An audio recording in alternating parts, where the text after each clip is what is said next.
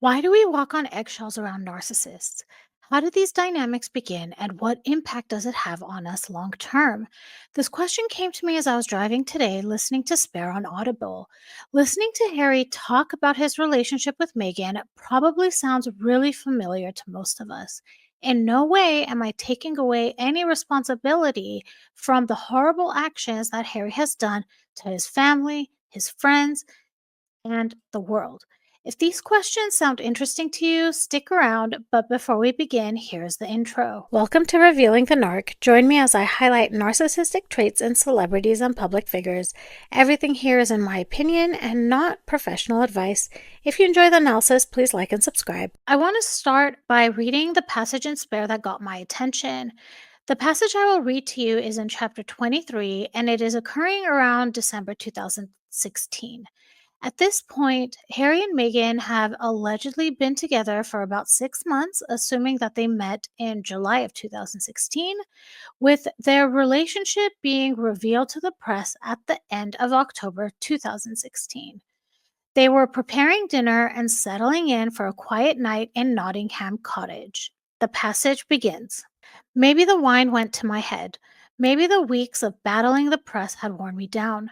For some reason, when the conversation took an unexpected turn, I became touchy, then angry, disproportionately, sloppily angry.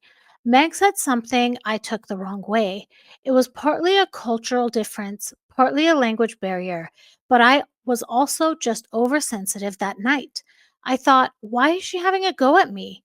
I snapped at her, spoke to her harshly, cruelly. As the words left my mouth, I could feel everything in the room come to a stop. The gravy stopped bubbling. The molecules of air stopped orbiting. Even Nina Simone seemed to pause. Meg walked out of the room, disappearing for a full 15 minutes. This is where the passage ends, and it raises several red flags for me. Harry has this over the top self blame. Immediately, he assumes full responsibility for the argument, describing his reaction as disproportionate and sloppily angry, without even explaining what was said. He goes out of his way to paint himself as the villain, which suggests he's being conditioned to internalize blame in their relationship.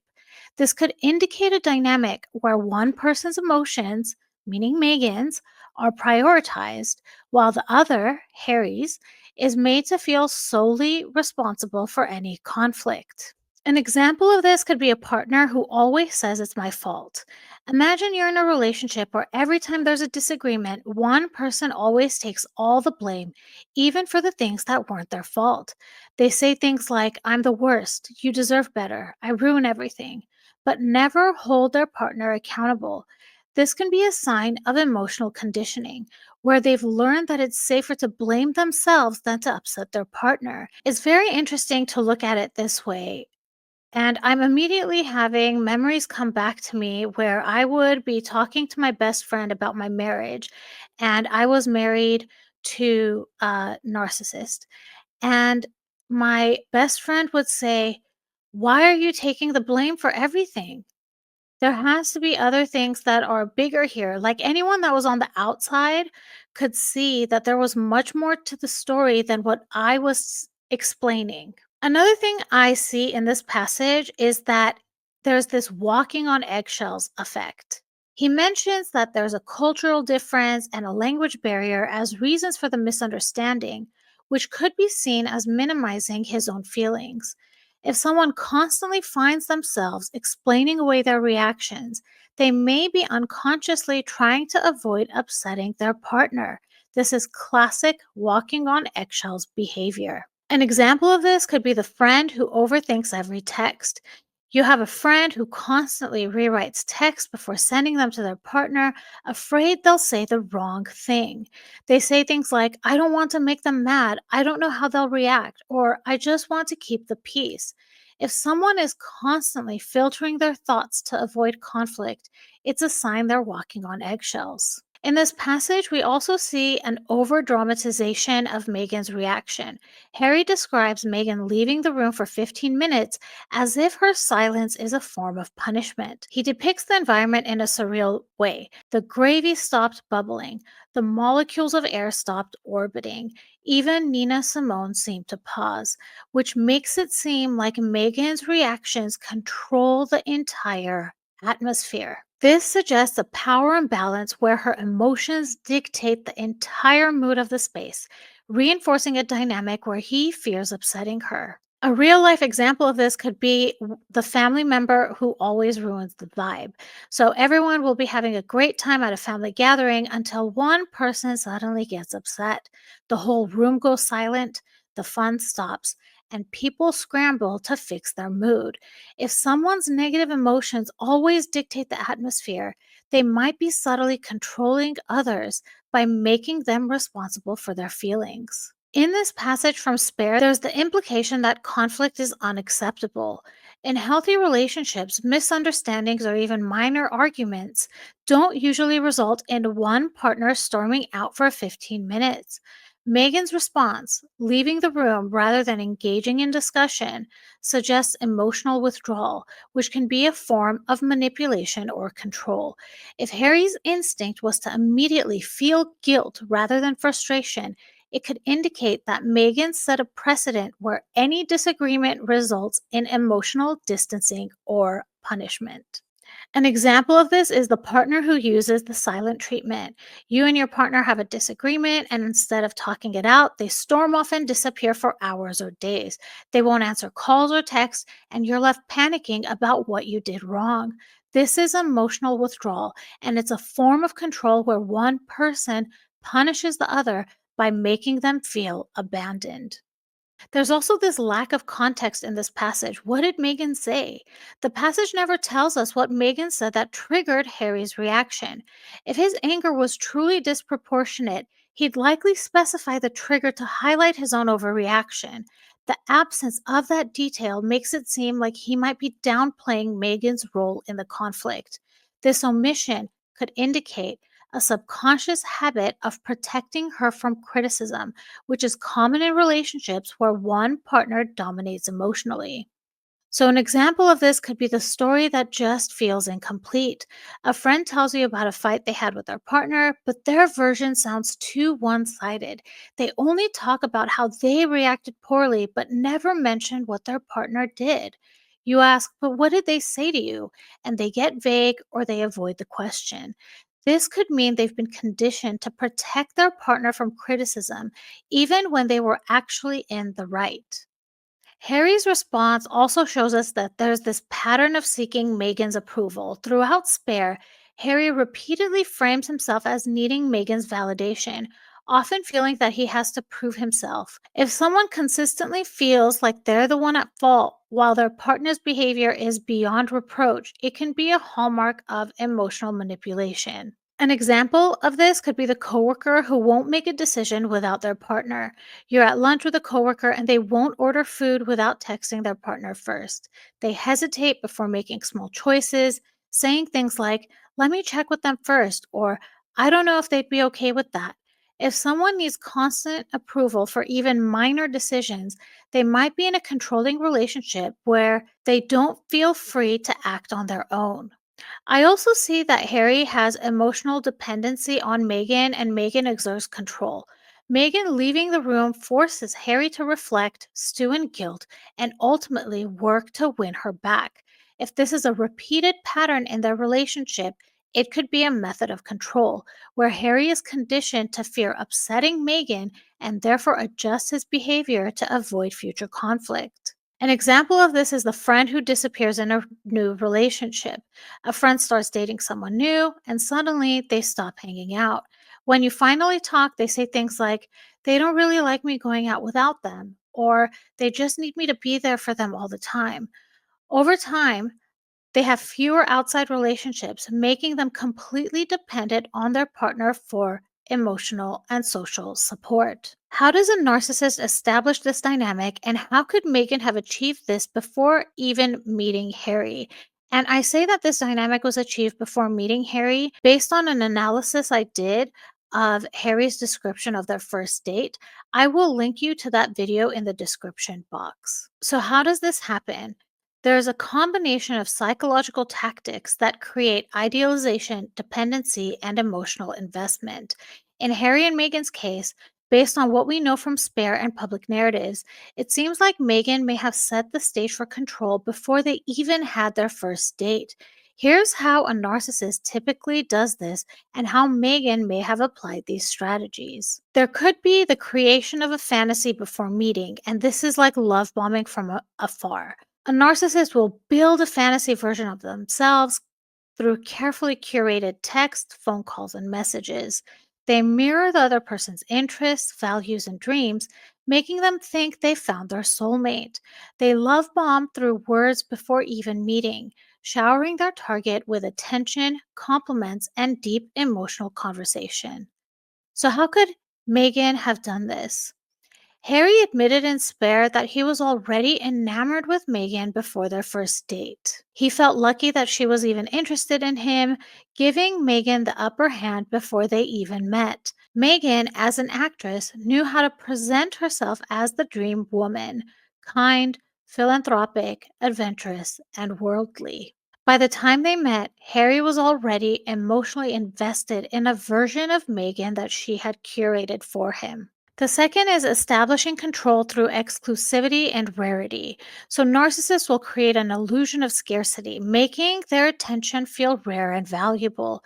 They subtly imply that they are highly sought after, making their partner feel lucky to be chosen.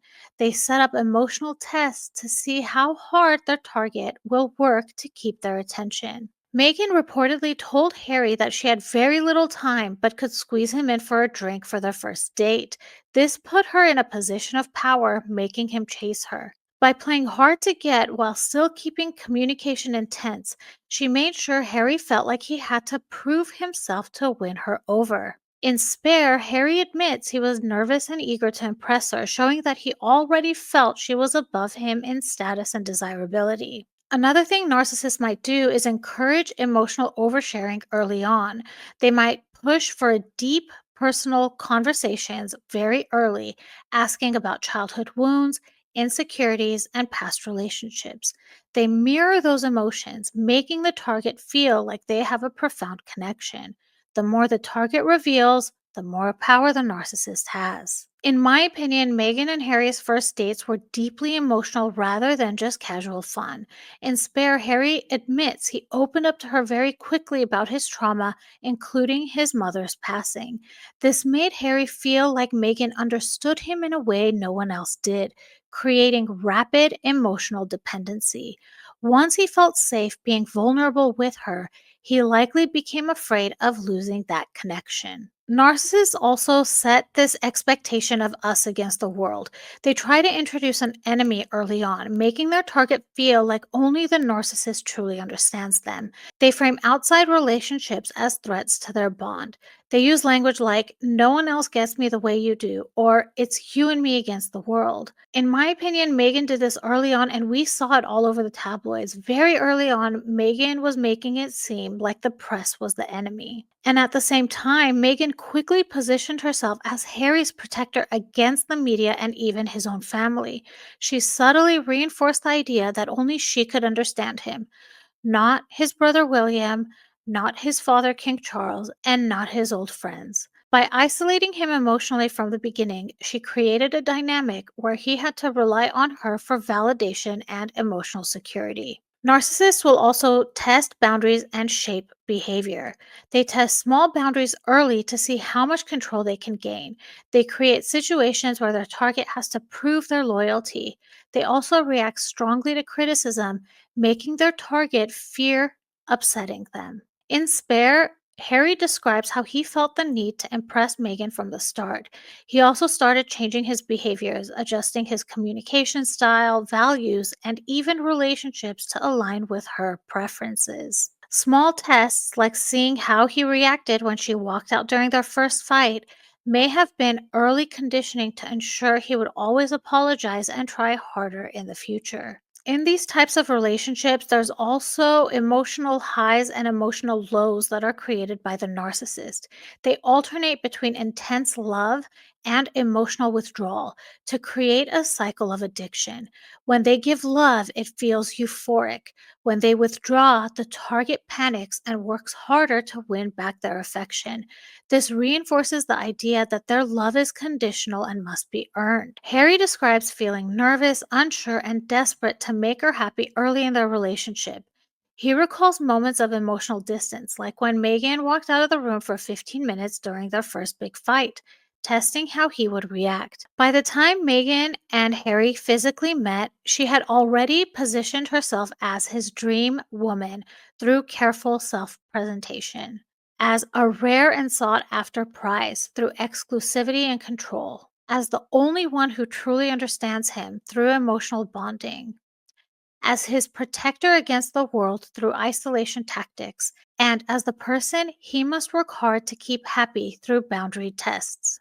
These are classic narcissistic relationship dynamics, and in Harry's case, his pre existing wounds, losing his mother and feeling like an outsider in his family, made him an ideal target for someone who knew how to manipulate emotions and create dependency early on. This type of relationship dynamic can happen to anyone, and when established before even meeting, it can even be harder to recognize and escape. So let's move on to the next question that I brought up. Why do we walk on eggshells around narcissists? This is a learned behavior that develops as a response to emotional unpredictability, fear of conflict, and manipulation tactics. Over time, people in relationships with narcissists, whether it's romantic, familial, or professional, adjust their behavior to minimize stress, avoid outbursts, and maintain a sense of peace. And here's why that happens. Narcissists have unpredictable reactions. They can swing between extreme love and extreme anger without warning. You never know what will set them off, so you start monitoring your words and actions constantly.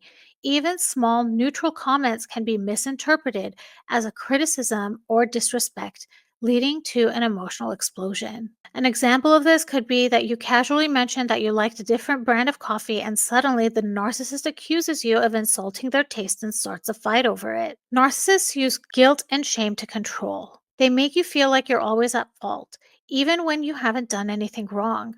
You might hear phrases like, I guess I'm just not good enough for you, or I do everything for you and this is how you treat me. Over time, you become hyper aware of how they feel, making you anxious to avoid upsetting them. An example of this could be you take an hour to respond to a text, and the narcissist guilt trips you by saying, wow, I guess I don't matter to you anymore. They also react poorly to boundaries. Healthy people respect boundaries, and narcissists see them as threats to their control. If you try to assert a boundary, they often react with rage, silent treatment, or emotional blackmail.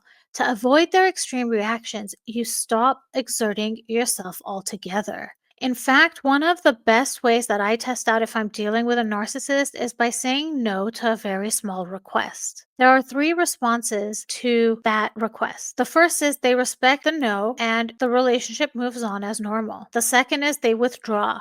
And this is similar to how Megan withdrew from the conversation with Harry. And the third is they start pushing you to try to get you to reverse that no and turn it into a yes. And if you're doing this about something small, for example, choosing where you want to eat that night for dinner, or whether or not you're available to talk on the phone at a certain time, gives a really big insight into how they will react when the no is on a much bigger scale. So, a real life example of a narcissist reacting poorly to boundaries could be you tell them you can't make plans on short notice, and instead of respecting it, they accuse you of being selfish or uncaring. They're also really good at playing the victim. No matter what happens, they always paint themselves as the victim. If you express your own feelings, they might say, oh, so I'm just a terrible person.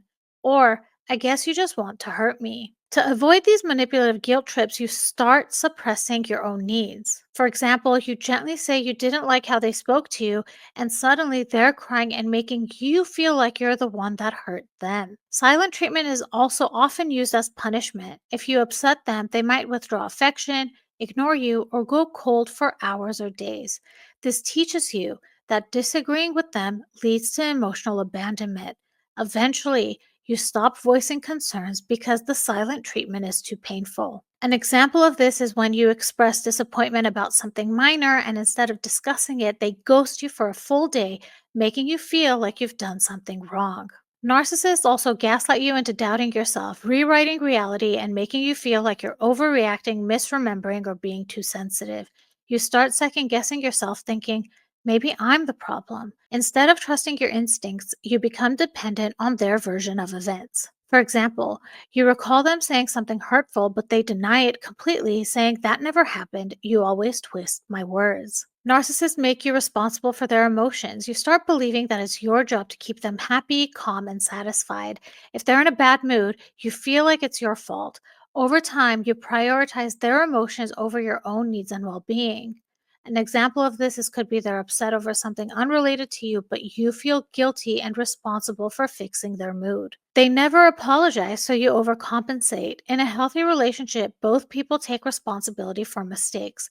With narcissists, you're always the one apologizing, even when they were the one in the wrong.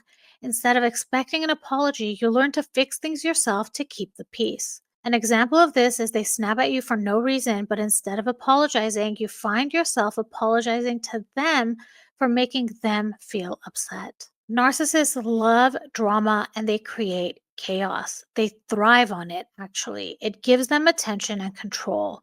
They might start fights out of nowhere, turning a small issue into a full blown crisis.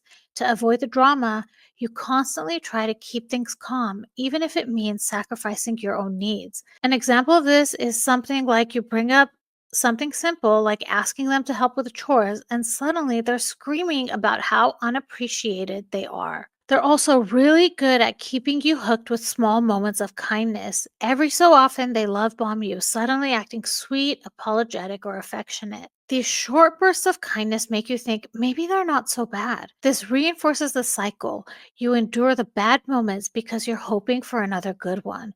An example of this could be after days of tension, they suddenly surprise you with a thoughtful gesture, making you feel guilty for ever questioning them. When you're around a narcissist, your brain learns to anticipate and avoid conflict, so you start editing your words before speaking them and minimizing your own needs to avoid upsetting them. Being romantically involved with a narcissist can have long term psychological, emotional, and physical consequences that persist long after the relationship ends. Narcissistic A, which from here on out I'm going to call NA, is insidious because it often erodes your self worth, distorts your perception of reality, and rewires the way you view relationships. I wanted to give all of you a couple of things that can happen as the long term consequences of being in a relationship with a narcissist. Chronic self doubt. Narcissists often criticize, belittle, or gaslight their partners. Over time, you internalize their voice, making you doubt your worth. You might not feel good enough, unlovable, or incapable of making decisions on your own. This can lead to the long term effect of difficulty trusting your own judgment, feeling unworthy of love or respect, and settling for toxic relationships because you feel you can't do better. An example of this could be you leave the relationship, but even in future relationships, you second guess every decision, wondering if you're too sensitive or if you're the problem. The next consequence is hypervigilance and anxiety. Walking on eggshells for months or years rewires your brain to be constantly on alert for signs of danger. You anticipate mood swings, outbursts, or silent treatments, creating a cycle of anxiety. The fear of displeasing someone becomes ingrained. I've mentioned previously that I believe that Meghan Markle is a malignant narcissist, and I say that because my stepmom is a malignant narcissist. And if you notice the video clips, I I'm hyper vigilant. I pay very close attention to Meghan Markle's facial expressions and the words that she says, and that is because unfortunately, or maybe fortunately, this is the environment I grew up in. The long term effects of this hypervigilance and anxiety include social anxiety, so avoiding interactions for fear of judgment or conflict, people pleasing tendencies, prioritizing others' happiness over your own, and overanalyzing texts and interactions, expecting hidden criticism. So, for example, even after the breakup, you feel anxious sending text, fearing you said something wrong. There could be PTSD and NA syndrome. The emotional highs and lows of NA create trauma bonds. The unpredictability of their reactions conditions you to be in a constant state of fight or flight. Your brain adapts to chaotic, toxic love as if it were normal. The long term effects of this are flashbacks of past arguments or gaslighting moments, sudden panic attacks or emotional distress when reminded of them, feeling disconnected from reality, questioning what was real and what was manipulation. An example of this is you see something that reminds you of your ex and your body reacts. Your heart races, your stomach drops, and you feel panicked even though you're no longer with them. Another side effect of these long term relationships is a loss of identity. Narcissists shape their partner's identity to serve their needs and ego. You lose touch with your hobbies, opinions, and personal goals because everything revolves around them. After leaving, you might feel empty, lost, or unsure of who you really are. You could struggle to define yourself outside of the relationship, feeling directionless in life as if you've lost a sense of purpose, finding it hard to make decisions without external validation. An example could be you used to love painting, reading, or traveling, but after leaving the relationship, you realize you haven't done any of those things in years. These type of relationships can also lead to a difficulty in trusting future partners. After being manipulated, lied to, or gaslit, you develop trust issues. You may feel like everyone has an ulterior motive or is secretly trying to control you.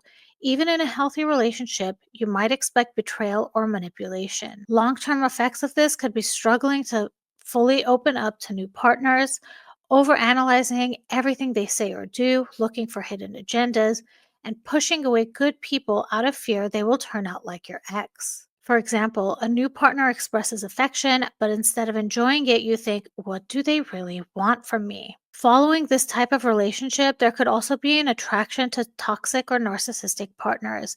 Your brain normalizes toxic love because it's what you've become accustomed to. Healthy love feels boring or unfamiliar, while chaotic relationships feel exciting and intense.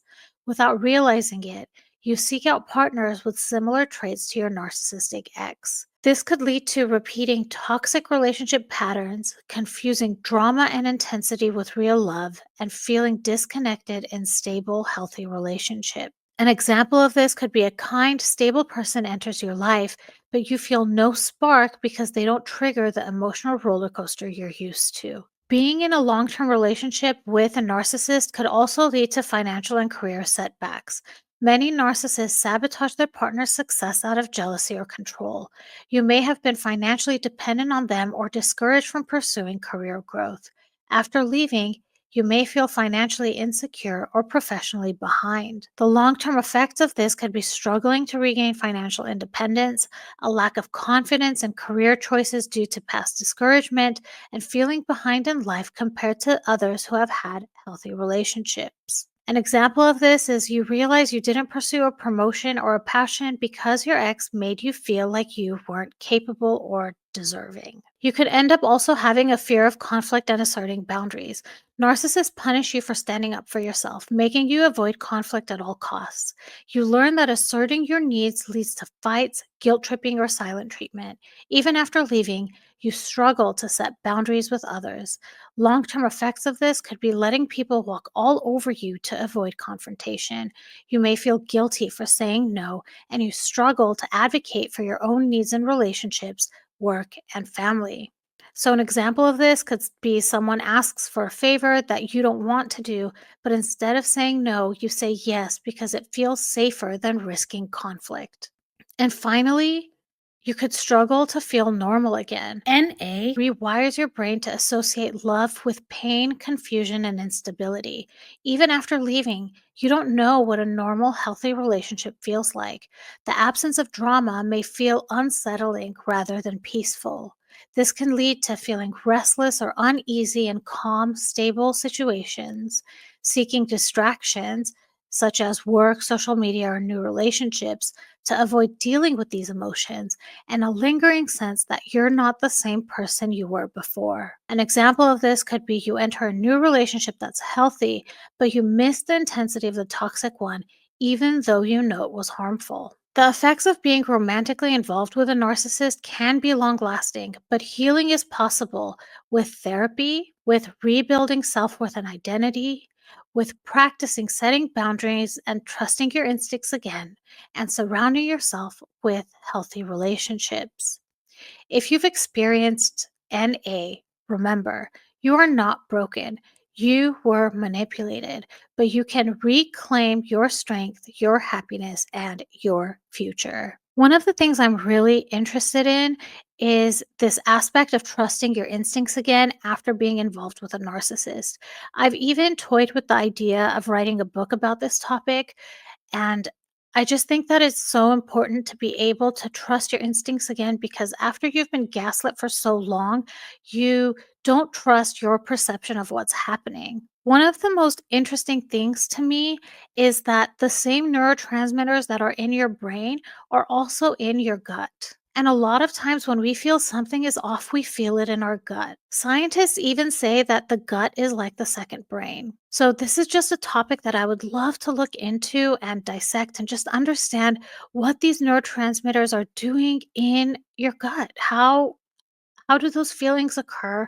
And what are some methods and techniques for really listening to your body when something doesn't feel right? Please leave a comment if you think that would be something interesting to read and learn about. It's funny because I've had the thought of writing this book when I was maybe a year into my marriage. And only now that I look back on it, I realize why I was so interested. I didn't know that my ex was a narcissist until after I divorced him. And my therapist told me, he's a narcissist. So my body knew a long time ago that things were not right. It's really profound. So I'm interested to know and what you all think about everything that I've talked about here. I know that it's a lot of information and all of it from just one short passage from Harry's Spare, but it really, really triggered in me this, I don't know, like having the entire world become still because of something that was said, and the person just walks away into the other room without trying to discuss it. And actually, what happens after that is highly manipulative as well. So, I'll do another video about what happens later. In fact, you know what? I'm just going to mention it to you what happens. Harry ends up going and finding her upstairs, and she asks him, "Where did you ever hear a man speak like that to a woman? Did you overhear adults speak that way when you were growing up?" This to me is Megan looking for information. It's a very manipulative question, I feel, but I'll save that for another time. So, yeah, if you found this interesting, please feel free to drop any comments you want. If this was interesting to you, please like and subscribe. You can hit that notification bell so you can be notified when new videos are dropped. Also, doing all of these things really helps the algorithm and push my video out. So I appreciate all of you and I appreciate your support so, so, so, so much. I want to thank you for listening and I will talk to you all soon. Goodbye.